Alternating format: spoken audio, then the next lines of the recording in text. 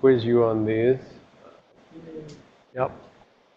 Really, the only new things we saw today were the rep stos and rep moves, right? And I think we covered those plenty fine. So, and the leave instruction. So, moving along, now we're going to see some of the equivalent things in on Linux systems. So, the first thing is that we will be moving from Intel syntax to AT&T syntax. So I already sort of made reference to this when I had to point out that, you know, in Intel syntax, you take the thing on the right and you put it into the thing on the left, right? And so in AT&T syntax, everything's backwards, and it's just there to confuse you. Unless you learned it this way in the first place, in which case Intel syntax is there to confuse you. So, one difference, for instance, this exact same instruction, whereas ESP moved over here to EBP, here it's ESP moves over here to EBP, right? So exact same instruction, just backwards. And you also see that we put these little % signs onto the registers.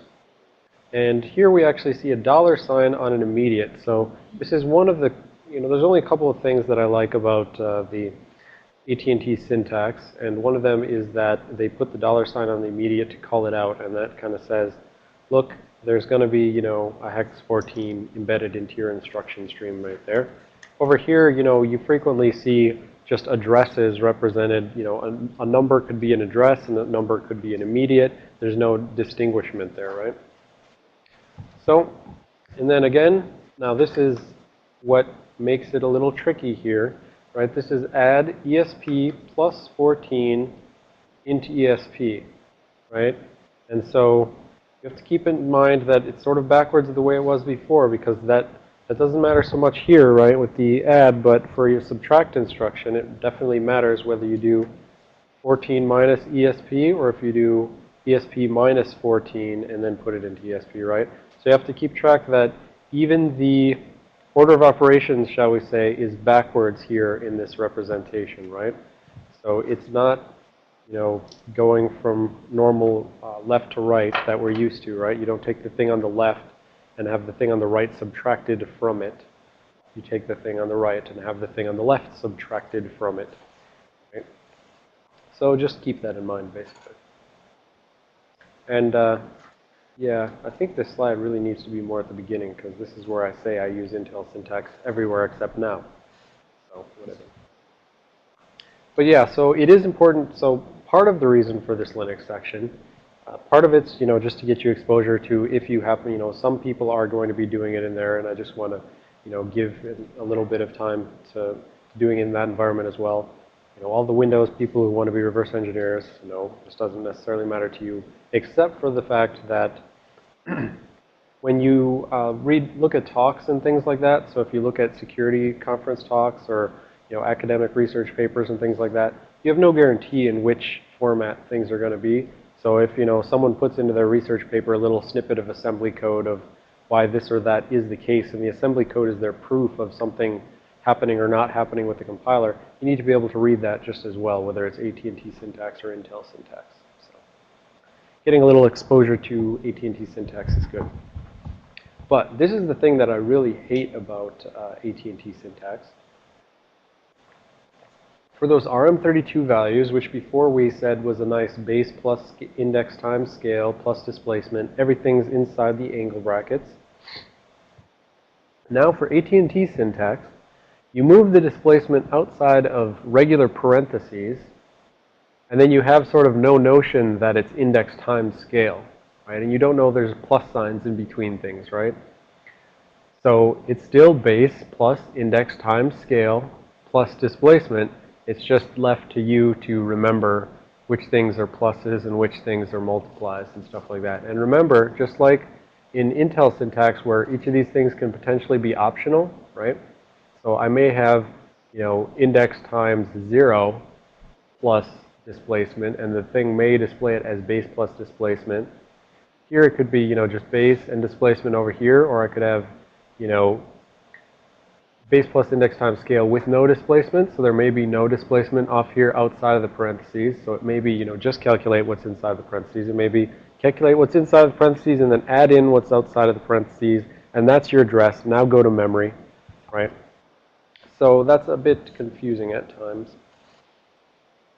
You actually saw a good example of this in, well, you didn't know you were seeing it, but in Dave's 64-bit stuff, his thing, rather than this, like this right here, this is the nice way that they can say it. Your displacement, they can say, you're displaced by negative E8. Okay, that's good. Or they can say you're displaced by FFFFF something which is negative E8, right? So negative 1 minus, E8, so FFF minus E8, whatever that is. I don't know, 0, 8, 1, 8, something like that. FFFFF 1, 8, something like that. So yeah, this is the nice form, but some disassemblers are not going to give you the nice form. They're going to give you the negative displacement as a negative number with all the F's. Yes? What is the star there? What is the star here? This is now just another syntactic thing where it's trying to say, like, well, so this is actually has to do with the call instruction here. So this is sort of one of the more nasty forms that I could give you.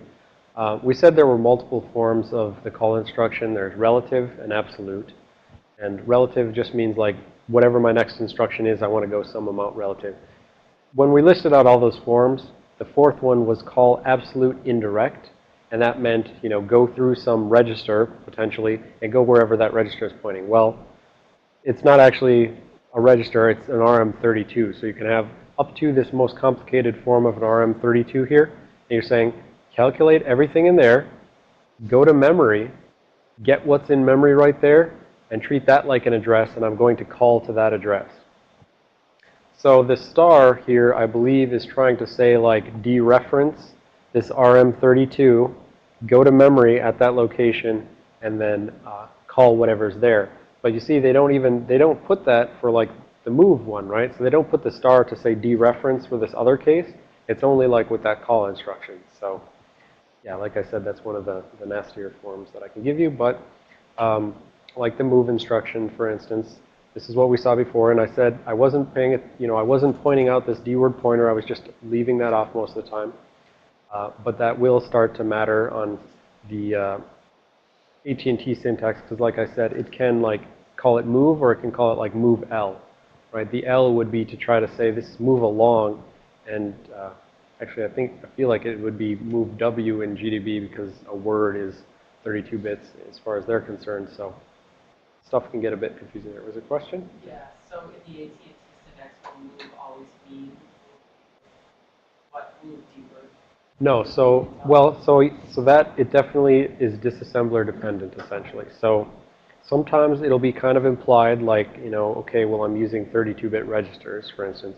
Sometimes they'll add on a little L or something like that to indicate like the length of the thing, but move L is sometimes, like I said, so it can be confusing, and it's kind of, sometimes you have to kind of go based on inference. It's more an issue. It's not so much you have to infer if you're using one program continuously, like GDB, you'll see, here's how GDB represents it, that's fine.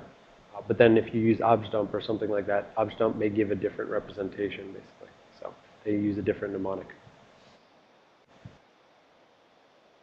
Alrighty, and then, again, just here's sort of a nice form. It's still using like an RM32, for instance, and it's doing the nice EBP negative 8, right, displaced by, or EBX displaced by negative 8.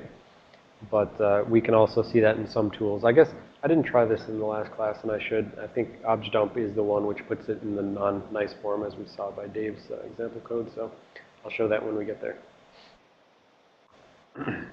Yeah, so this is what I was saying here where, and it says this, but I think that's different in GDB. So potentially this is where you see this size, you see appending this little size indicator onto the mnemonic for the instruction. So rather than putting like D word pointer in line with the things, if you're doing a move byte, it may do move B, something like that. If you're doing a move long, it may do move L, or if you're doing a move word, it may do move W. But we're going to have to see whether this holds because, like I said, last time I was using GDB, I thought it didn't do this. So, well, no, maybe that has to do with the format specifiers. Yeah, okay. So, yes? I'm going to regret asking this, but what does it mean when I get a command that actually has a W and an L attached to it? I have no idea. Okay. The question was, what does it mean when there's a W and an L on an actual So I instruction? double checked, and the one I got yesterday was in fact move SWL. Move SWL. Interesting. So what it would mean is, in those sort of ambiguous cases, this is why, in some sense, I like this, the tercity, and there's a better word than tercity, brevity. I like the brevity of this, let's just tack on to say, okay, we're definitely dealing with a byte, or 2 bytes, or 4 bytes, right? In some sense, I like that. But due to the fact that we have different things using different mnemonics, that's where it gets confusing, and that's when it becomes a detriment rather than a benefit. So what I would do in that sort of case, as we'll talk about towards the end of the class, is I would go back to that behind-the-scene byte and say, like, what byte was this really, and what does Intel say it is? Or I would literally, like, tell my thing, print it for me in Intel syntax right now so I can see what Intel syntax thinks it is. So, yep. All right. So on Linux systems, your go-to compiler is going to be GCC, right? The new C compiler. This is available, for most NIX systems, as well as OS X, Solaris, and everything else. And it supports many architectures besides x86, so you can, when you're looking at like man for GCC, the problem is then you have a bunch of options for a bunch of other architectures that you're not using, right? So you need to be careful when you're searching for options that you want to pass to GCC. You got to look like, are these x86 options? Are these everybody options? And that sort of thing. But the main option we're going to care about as far as this class is concerned is the -GGDB option. So this is saying output debug symbols onto this binary. So attach debug symbols to this binary, which are appropriate for reading, GDB should be able to read these debug symbols. So there's a lot of different formats you can output debug symbols in, but -GGDB should say, give it something that GDB is going to read. And then, I just say that generally speaking, as opposed to Visual Studio where, you have all that nice little GUI where you select this or that, but I said behind the scenes selecting this or that is still just passing a bunch of command line arguments. In GCC, you just pass a bunch of command line arguments, and typically you wrap that into something like a makefile where you set up, whereas in Visual Studio you set all your stuff and then that's your set configuration. In GCC, you'll typically have a makefile where that'll specify what options you want to pass, what files you want to put together, in what way, and stuff like that. So the one thing I should say, if you're going to be looking at Linux, etc., so this book is sort of fairly Linux specific and, AT&T syntax specific. But the reason why I wanted to still have a book for you is so that you could see the alternate descriptions, right? So for all those places where I said, book page 53 and stuff like that, you can go in and you can look at like what it says about, the different jump instructions, what it says about the move instruction or something like that, so that you can get an alternate perspective rather than just going straight to the manual or something like that. And then it has, just additional good information as well. All right, so the basic usage of GCC, as far as we're going to use in this class, well, the basic usage is GCC-O output file name, and that can be on either side of the input file name actually.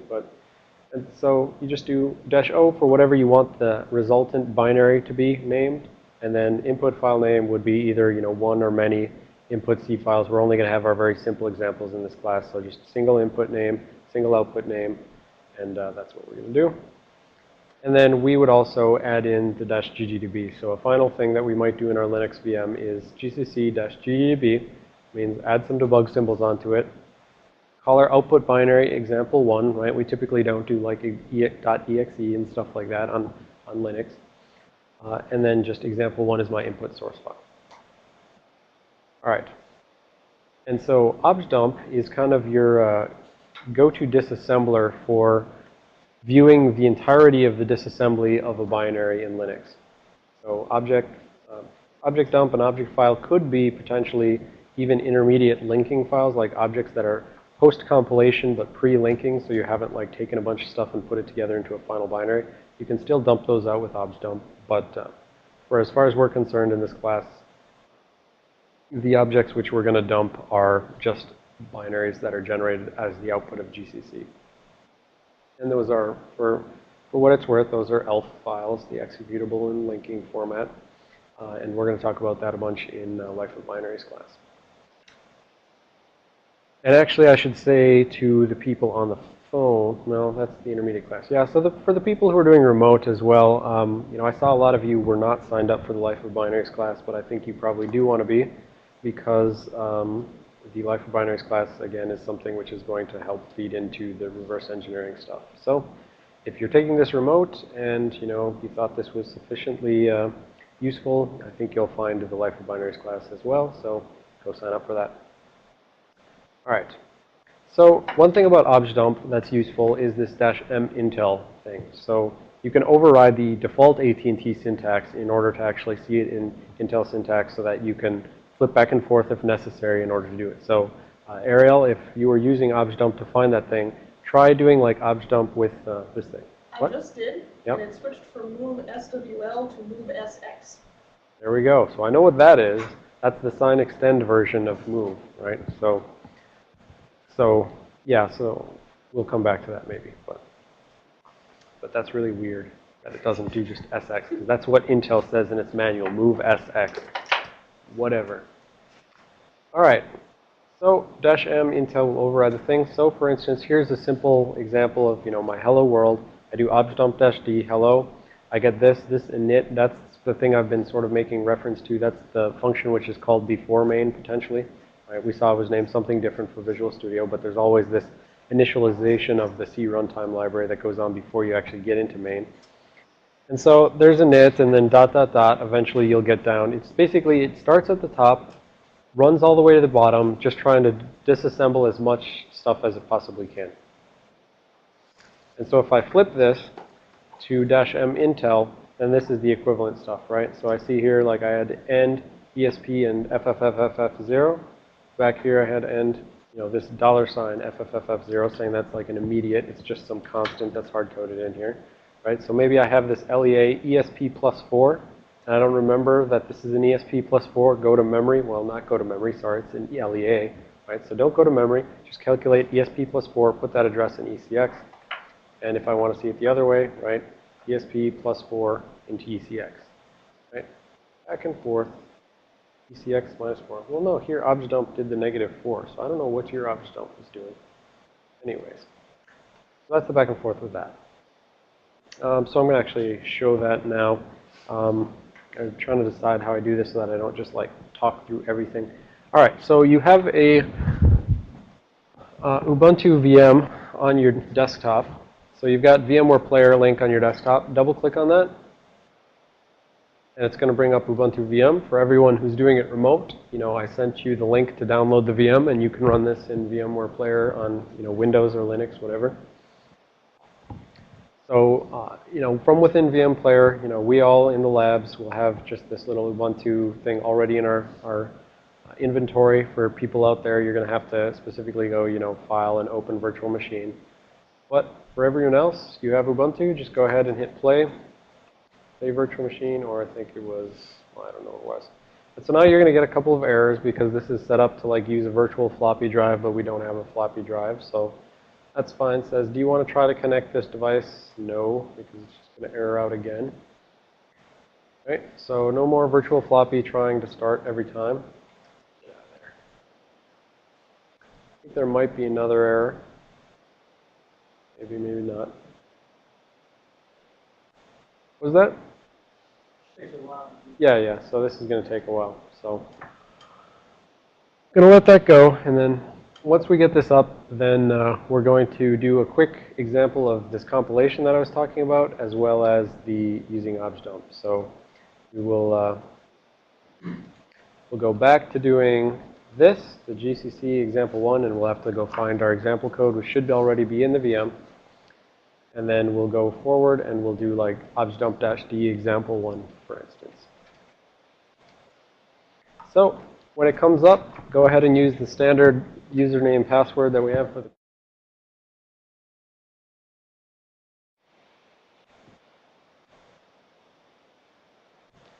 and I would recommend probably drag it to be relatively large once it comes up. Because you'll want it bigger so that you can see more GDB, scroll back, and more obj dump output, etc. Ready? Yes, there we go. So once it comes up, you probably want to expand it to most of the screen. You got your sample code. That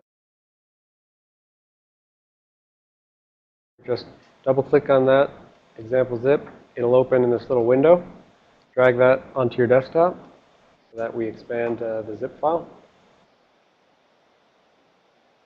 And then once you've got your expanded code on your desktop, go into Applications. Let's see, where is it? Was it Internet? Nope. Accessories, and then Terminal. And I frequently drag this to my desktop or something like that so that I don't have to go into the menu ever again.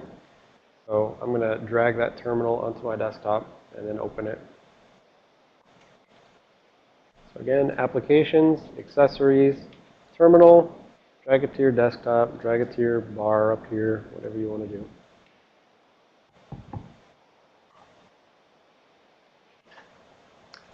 All right, and then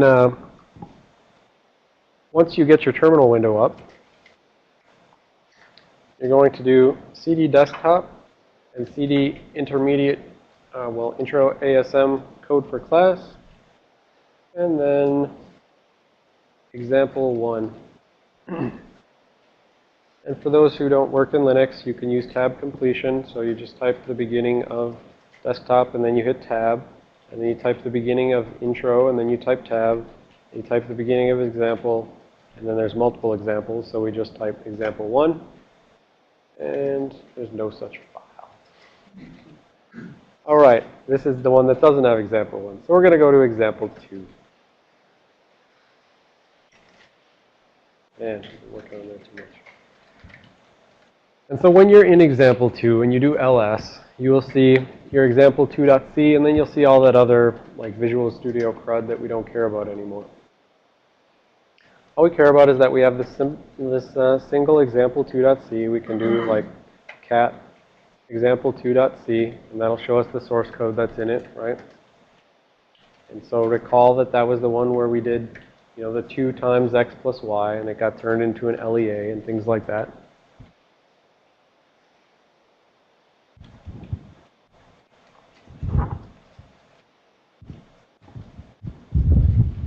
Everybody got this up? All right.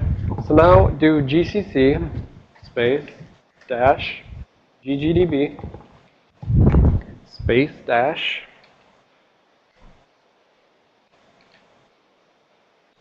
O, right? Where we're going to call our output binary example 2, and then just example 2.c. So I'm going to expand that, right? So GCC dash ggdb dash O example 2 space example 2.c. All right, that compiles our binary with no fuss, no muss. All right, and so now we can do something like obj dump dash D, example 2, and then you don't have to, but I would recommend piping it to less so that it doesn't just spew the entire disassembly all at once.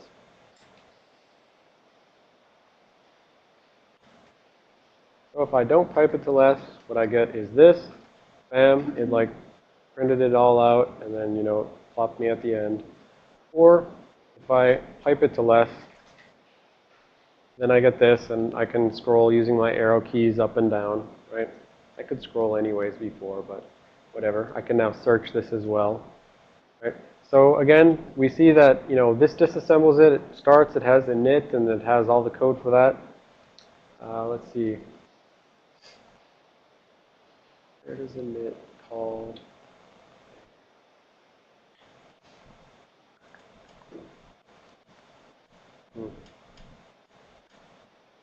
Well, there's start. Okay, anyways. So there's init, and then there's start, and then eventually if we keep scrolling down, eventually we'll find sub. That was that subroutine that did the 2x times y, or 2 times x plus y, right? And this is interesting here. We see that we we don't have this generating an LEA instruction like we did before, right? Before we had that ECX plus EBX times 2 or whatever it was. This generated completely different assembly. Said I'm going to do some sequence of adds in order to get the same result, right? And then we have main, and we have the call to A to I and stuff like that, the call to sub, etc.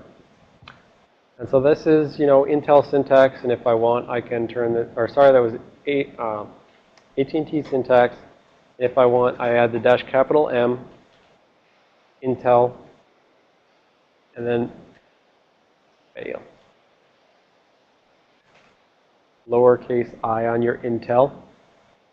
Right, so objdump dash capital M space lowercase Intel. And then you get something like this where everything's in nice, clean, aesthetically pleasing Intel syntax. So, it's unnecessary. All right, well, how do I know if I'm doing a mod or something like that? You'll see what I have against percentage signs when we get to the inline assembly, actually. So, all right, so this was just our basic first thing, right? We compiled the binary, and we can dump out the assembly, right? So, objdump is our ghetto disassembler. All right. So, that was that. Do I have lowercase? Yes, I do. All right, so then next we have hexdump and xxd. These are if, you know, for whatever reason you just want to see like hexdump. I don't know why, but I mean, if you just want to see the bytes, you can see that in objdump. So if you just want to see hexdump in, for instance, the canonical view where you see the ASCII tied to the actual hex bytes, you use hexdump dash capital C, dash C for canonical.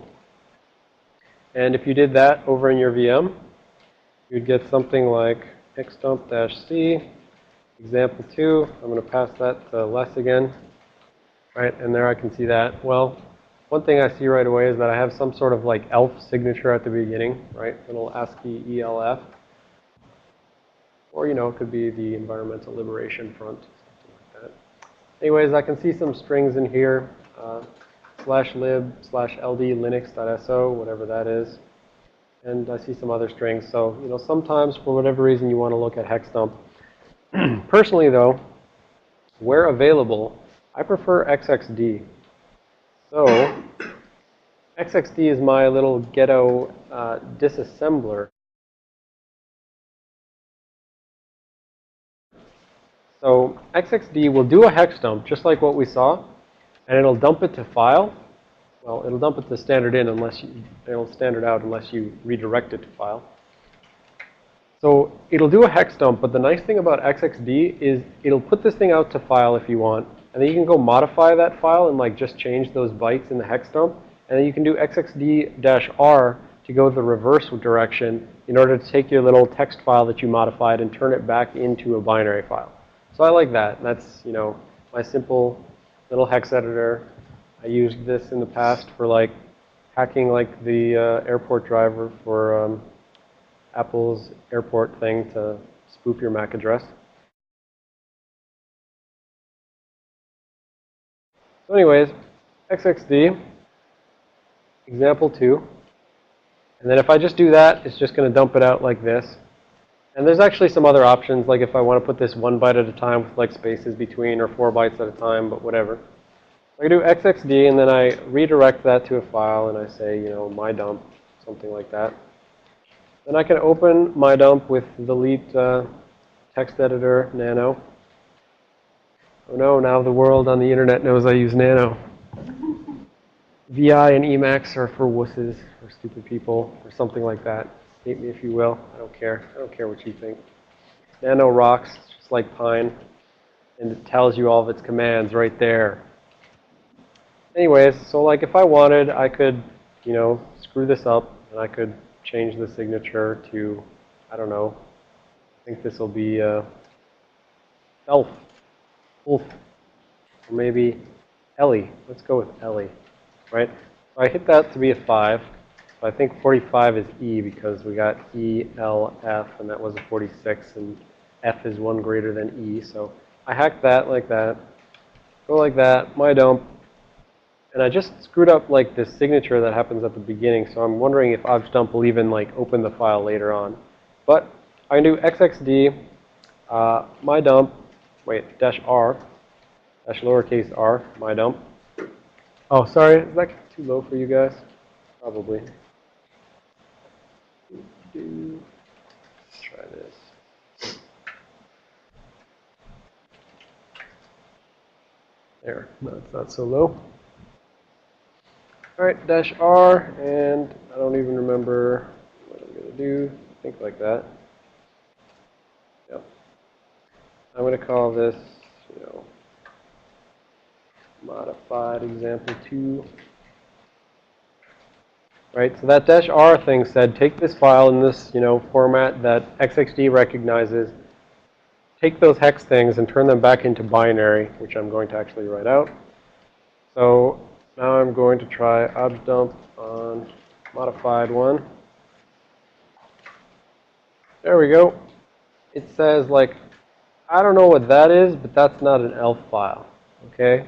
So I'm not going to read that, and I probably can't even execute it. So let's see. So with example 2, I can do like example 2, and like I said before, I did like 256 as the input. And I do that, and it doesn't tell me what happened. And if I recall correctly, there's something like that. Nope, that's not it. There's like some command you can issue to like echo out whatever the return value was from the previous thing. I can't remember it at the moment. So that's not going to help me. Anyways, let's try something like hello world.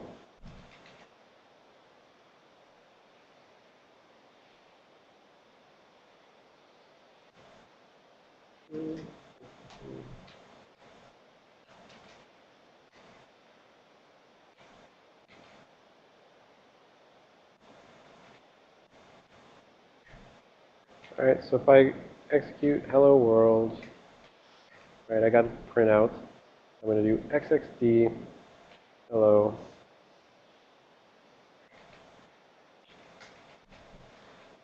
Hack that. Go in the reverse direction. And then let's see if I can even execute hello mod.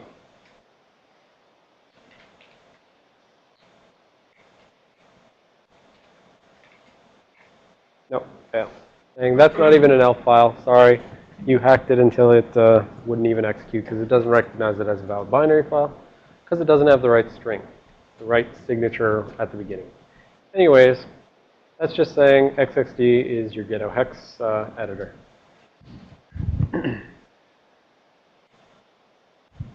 All right, so now talk about GDB. This is our go-to debugger on Linux systems or Mac systems as well.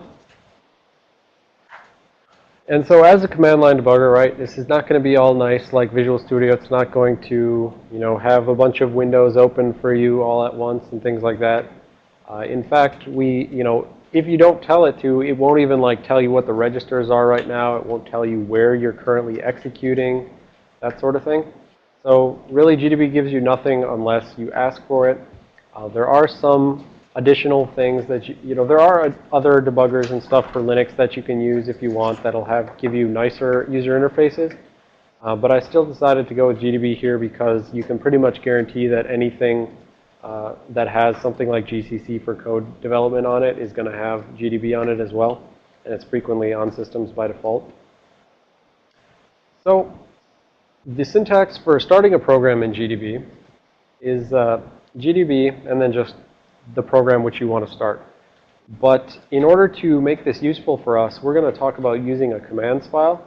So we're going to give a -x and then a file name. And that file is just basically going to have a list of GDB commands, just the same kind of thing you would type in when you first get into GDB. Things like display this register, display that register, set a breakpoint, things like that.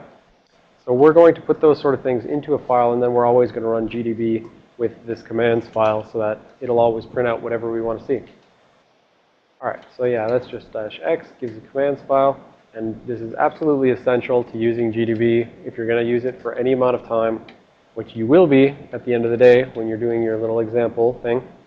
you want to be using -x, which has all the commands you want to do. And so it looks like I didn't move the commands thing. I want to move that now. I think, there we go. This is what we're going to use as our initial commands file. So go ahead and start, either if you grab the slides, copy this into something, but in your Linux VM, you're going to want to have this sequence of commands in some file called whatever you want to call it, but I'm going to call it like command. Nano command, whoop, paste that in there, and then I have that in my commands file, and I can do, in Nano, I can do Control O and out, etc. Use whatever you want. But I'll come back to this in a second to let you type it out. Or skip ahead in your slides. It'll be in your paper slides and write it out. But I need to move this because I want this to be after that. All right.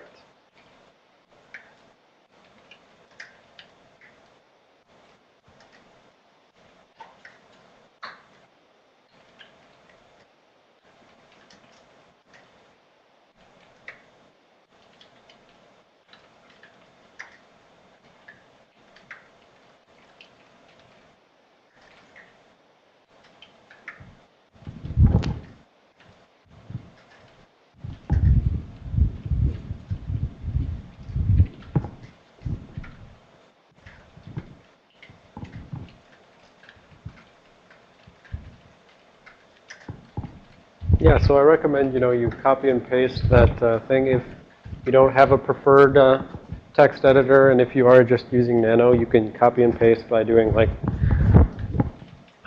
Control K and something else. Yep, Control K and Control U. Yep, you can just go to a line, hit Control K, and then hit Control U a bunch of times, and you'll get that same line output again. And then just go through and modify the registers.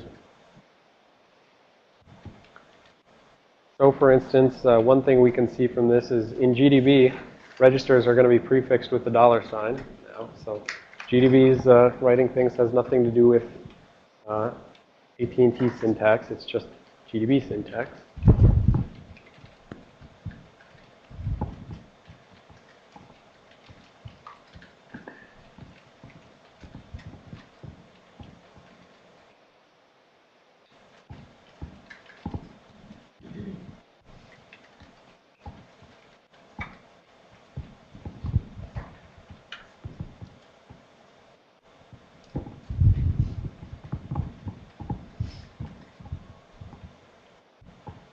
All right, does everyone pretty much have it up? Almost? No, I still hear typing.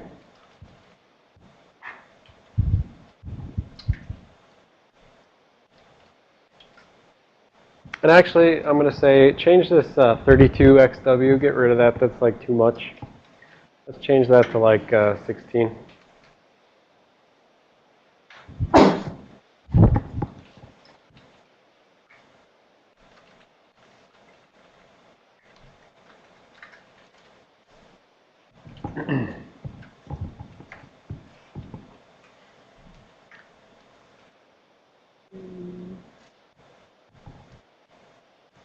All right, so I've got my file in a file just called cmd command.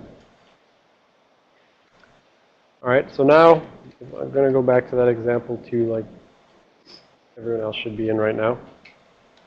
All right, so you should be in example 2. You should have your copy of your command file, let's say in the exact same directory, which I don't right now. So you can, for instance, execute GDB on example 2 by doing GDB-X, your command file, and then example 2.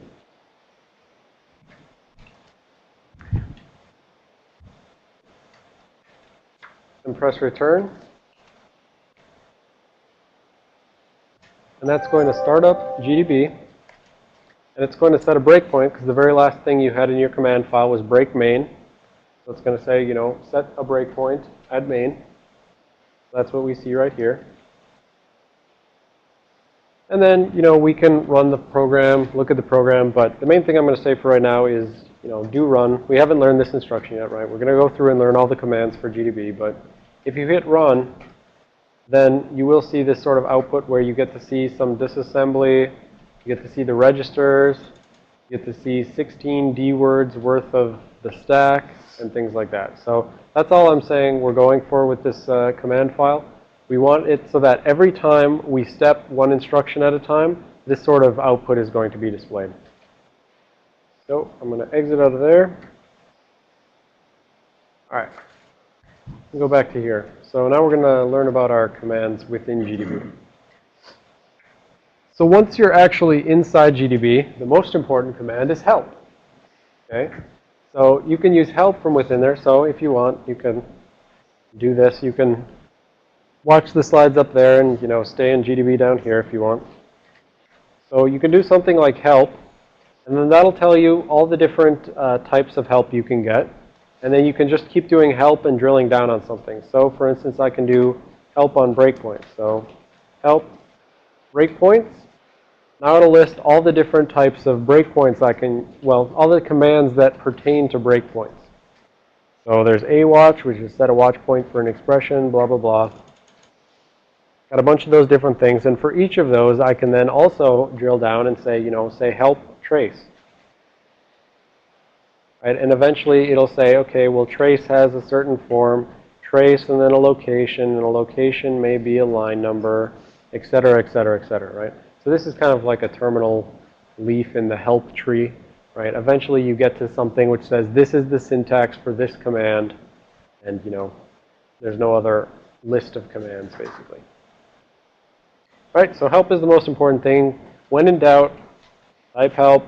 And then just be like, I don't know, I guess I want to look at the stack or something like that, and then help stack, and then see if anything looks like it, sounds like what you want to look at, etc. And so you just keep drilling down.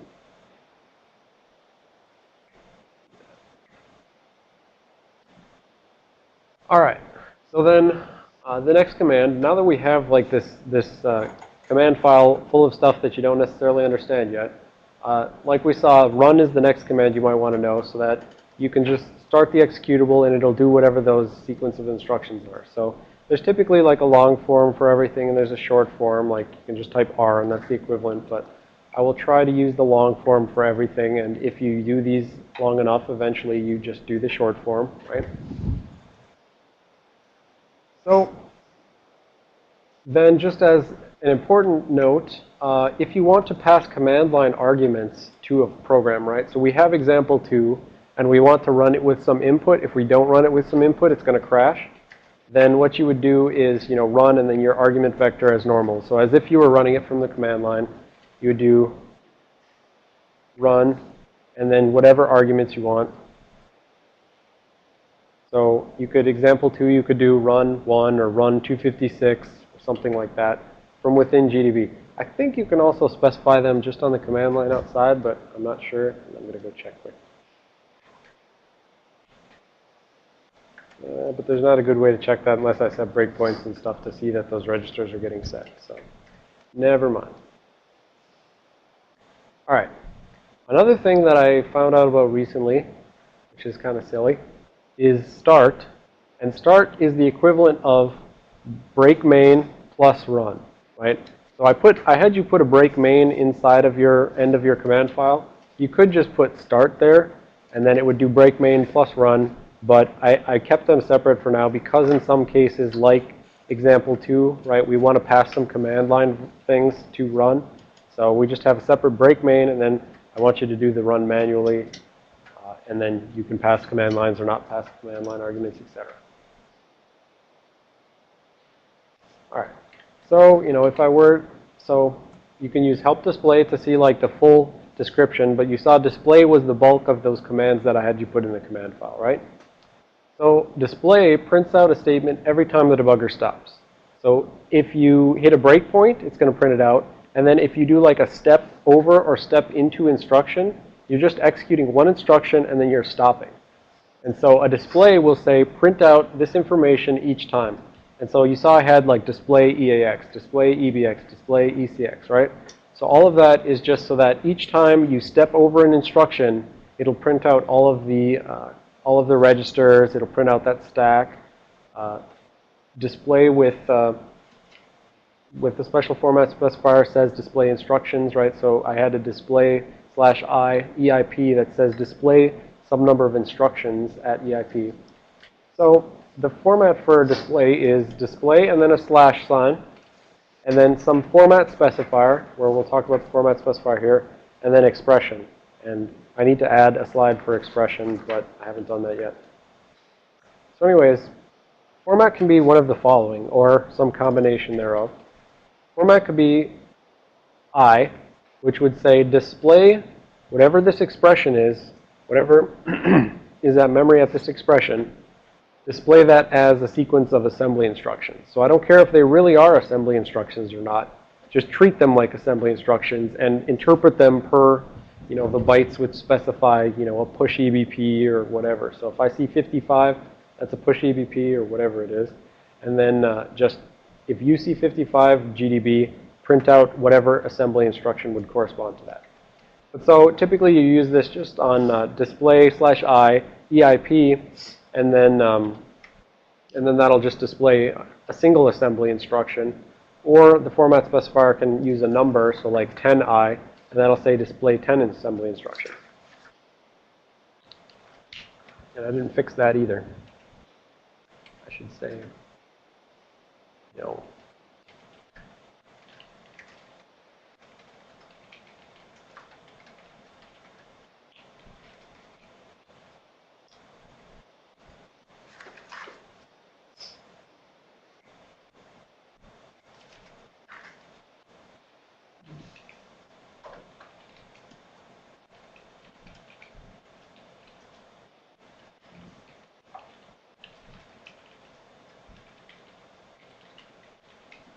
Does that description sort of make sense?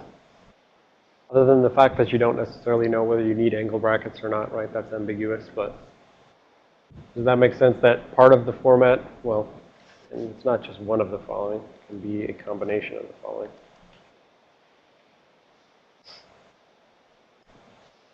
Right, so you can have some combo of potentially like X to say, I want to display something as hex, and then I want B to say I want to display a byte as hex, or I want to display, a half word as hex. So this is where the ambiguity comes in. The format specifiers in GDB do not necessarily match, well, they definitely don't match the Intel sizes. So when GDB says use W for word, GDB means 4 bytes, and potentially it probably means 64, or potentially means like 8 bytes or 64 bits in the 64-bit one. I've never tried that, but probably, I'm not sure. So this is kind of one of those things where, in order to figure out, like what corresponds to what, you're going to have to like look at the manual probably a bit in order, well, either look at this or look at the manual to say, okay, well, how do I display something as a byte? How do I display something as 2 bytes, etc. But these are the things. So you can do B, H, or W for byte, 2 bytes, or 4 bytes. And then X or D for like if you want to display as hexadecimal or decimal. And then S is a very useful one. This says go to memory wherever this expression is and treat this like a string. So what that means is it means basically print each of these bytes as an ASCII, whatever the ASCII version of that would be, and then only stop when you hit a terminator, a null terminator, right? Because that's a string. It's some sequence of ASCII bytes followed by a null sign. And so it's just going to keep trying to interpret these things and trying to print them out until it finally hits a null character. So if you happen to be not looking at a string, it could just print out a bunch of junk and garbage, right? But if you print out a string, it's great, it's nice, all of a sudden, yeah, bam, that memory address is a string. I know it, right? And then you have number. So number, you could actually print out like 2 strings. So if you think there's an array of strings, like that argv, you could potentially do 2 strings, and it'll say, okay, I'm going to go to memory, I'm going to like read all of that, and that's going to be, 1 string, and then it's going to go to the next byte after the null terminator, and then read all that and treat that like the second string. So using this number, you can like display 2 hex bytes, or 2, decimal words, or 2 strings, or 10 instructions, things like that. So Between the format and the expression, that's how you specify what you want to display every time the debugger stops. And you can use info display to see like what do you currently have set for display. So if I did this, so if I did this command again, and I start out, and I haven't even executed, I haven't started the thing yet, but if I do info display, it's telling me, okay, well, display 1, you asked for, 10 binary instructions at EIP, right? We didn't actually put the B, but it's saying that's what it's actually using. So saying, and this Y is like, is it enabled or not? So this is enabled, that's enabled, they're all enabled. So it says your first display was 10 binary instructions. Your second display was, a /X for EAX, right? And the second one was /X for that. Ninth one was 16 words, right? So words in GDB are 4-byte values in hexadecimal starting at ESP, right? So 16 D words, as we call them, or words as GDB calls it, starting there. So info display like that, and like I can do undisplay, say 9 or something like that. And then that deleted that, right? So if I don't want to see anything anymore, if I think that's not useful to me, undisplay deletes it. That's all I want to say about display. All right. Another extremely useful command, and you're going to use this a lot, is X for examine memory. So it's like display in that it takes a format and it takes an expression, where that expression is typically, so the big thing about X is whatever your expression is, it's going to treat that like a memory address, and it's going to go to that address, and it's going to display whatever's at that address, basically. So X is something where it's always dereferencing this memory address and going to memory and displaying whatever is currently there. So always examines the actual memory given by an address in your expression. And you can, again, just use the format specifiers to say, I want to examine memory as an instruction stream, as a string, etc. And so there's X, which dereferences this expression and goes to memory there. And then there's print, which doesn't dereference it. It just kind of, so if X is move, right, it goes to memory. Print is LEA, it doesn't go to memory. So it just says, if you can maybe give some calculation, like your expression may be like EBX plus EAX or something like that. So print /X maybe. EBX plus EAX, and then it'll just calculate, add those together, and print out whatever the result value is. So we have a couple examples right here. So this is where, again, this syntax can be a little confusing, but on the right-hand side of that slash, right, that's all format specifier, right? So the X over here means examine memory. The X to the left means examine memory. The X to the right means display it as hexadecimal, right? Because per the previous thing, I said you can have a hex format specifier, X, or a D format specifier, D, right? So examine memory as hex at EBP. So it's going to take EBP, whatever's in that register, it's going to say, I want to treat that like a memory address, go to that memory address, and examine what's that memory there. And so what happened here is EBP happened to contain BFF, BC, B78. So that's what was in EBP, but X says examine the memory at that address. And so then it says in memory at that address is BFF, BC, BE8. Right? And that's probably a saved frame pointer from the previous thing, right? Because those EBPs are always pointing at the previous frame pointer, right? That's that linked list. That's why they kind of look like they're the same, both stack addresses, roughly in the same range, etc.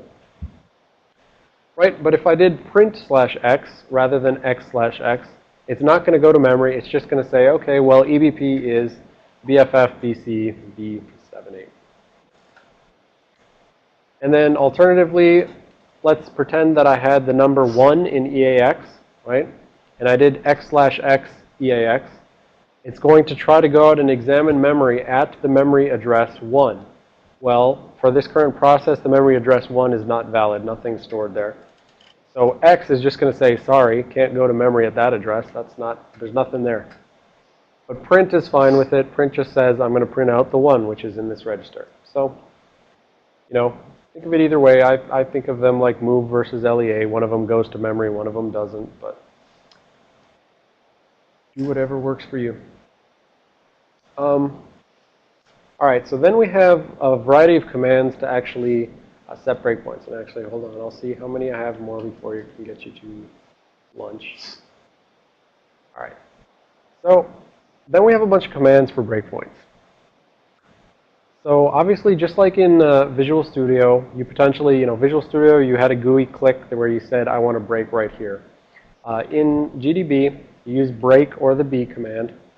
And the big thing here is, if you have debugging symbols, right, everything we're going to have has debugging symbols, you can issue things which have symbol as sort of the destination where you want to break. So you can do break main just like you have in your command file right now, right?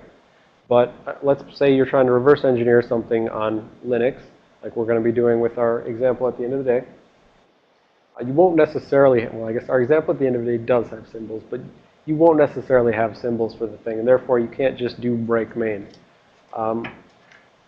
So potentially you have to give a hard-coded address, and you want to say, I want to stop at this address exactly.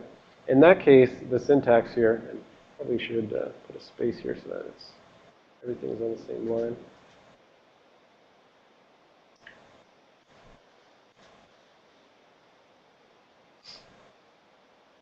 Right, so with symbols, the syntax can be just break on some symbol, whatever address, break sub, break main, break memcopy, something like that. If you want to give a specific address, it's B and then star and that address. So you have to put the star before, otherwise it'll get confused and it won't set the right breakpoint on the right address. And one other miscellaneous note here. GDB's interpretation of where a function begins, if you have symbols enabled and you say break main, it assumes you really want to break when main starts doing something.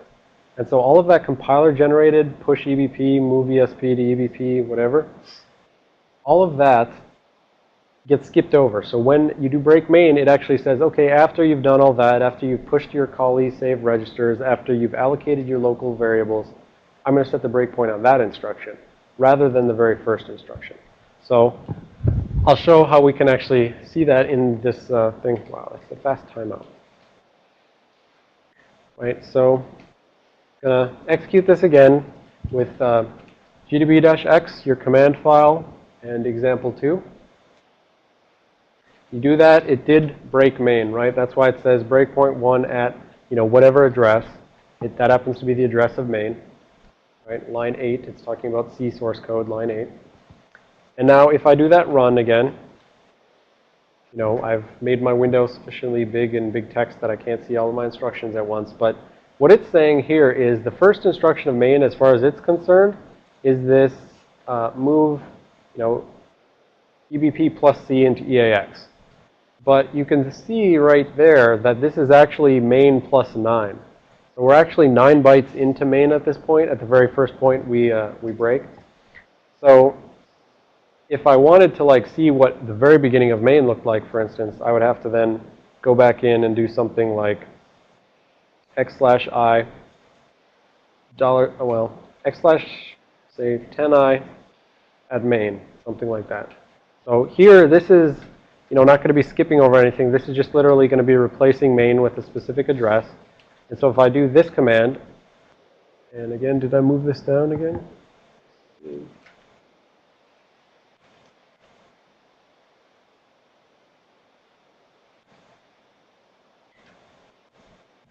If I do x/10i main and press return, okay, now this time it'll actually disassemble starting literally at the first address in main.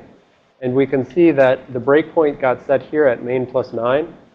So GDB decided, well, the programmer doesn't really care about those first automatic compiler-generated instructions. They care about the stuff they wrote, right? So all of that got skipped, right? We have some push EBP, the move ESP to EBP. We haven't seen this sort of construction before, this ANDing ESP with FFFF0. So I'll just say about that it's like, what is this trying to do, right? If the least significant 4 bits are all 0, and we know that any time we AND anything with 0, it's going to just be 0, then, well, I'm not going to do it on the board. It's basically going to say whatever the last 4 bits are, the last nibble of whatever ESP is right now, it's going to be turned into 0. So potentially ESP might get subtracted. Let's say ESP is, BFF 00004, something like that. After this AND instruction, that 4 is going to get wiped out as the last nibble. And so ESP is actually getting moved down a little bit. And what it's getting moved down to is a 16-byte aligned address. And this, again, is just one of those miscellaneous, chalk it up to optimization things. If you go search through the Intel thing, it may say something about, like, it's better if, stack copies start on a 16-byte aligned address or something like that. So this is just GCC decided, hey, we're going to try to follow some optimization guidelines, and we're going to try to, align our stack for a 16-byte address, something like that. So anyways, we haven't seen that before, but then we get back to something, something we've seen before. Subtract hex 20 from ESP because we're going to allocate space for local variables, right? And actually, this is more than enough space for local variables for reasons that we'll talk about later after we get back from lunch. So let's go here, back at 1. Any questions on the phone before we leave for lunch?